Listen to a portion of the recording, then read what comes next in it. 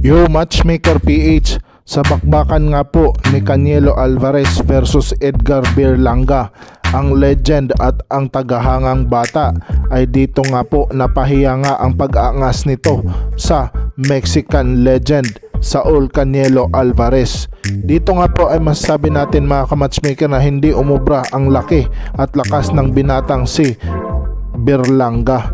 Dito nga po ay masasabi natin na namaga ang kaliwang kanang kamay ni Edgar Berlanga mga ka-matchmaker, sapagkat binomba nga po ng suntok ni Canelo Alvarez, kaya nahirapan itong magamit ang kanyang malulupit na jab.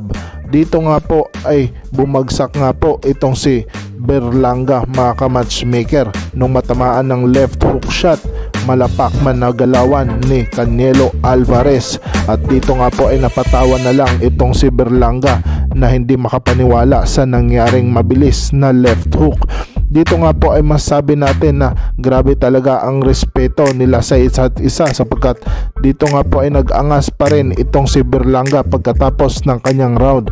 Dito nga po ay ulit na nagbugbugan ang dalawa, ngunit lumantad talaga ang pagka-clever at pagka-legendary ang experience ni Canelo Alvarez kontra sa bagitong malaki na si Berlanga.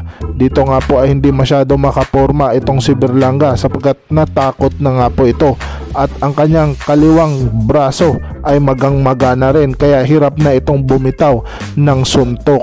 Kaya naman dito nga po ay masabi natin na malakas pa rin ang mga galawan ni Canelo Alvarez. At dito nga po ay sinabi niya mga ka-matchmaker na nagtotoo ang kanyang hula na para bang paglalaruan lang itong si Berlanga.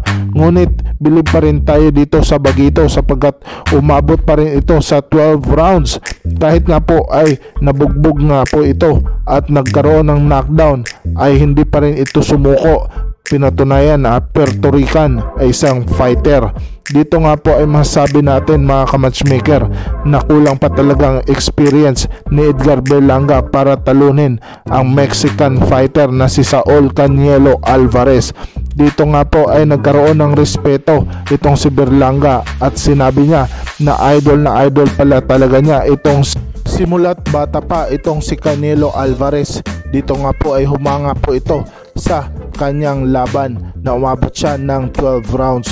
Ngunit sinabi naman ni Saul Canelo Alvarez na walang tatalo sa kanya sa kanyang division, sapagkat he's the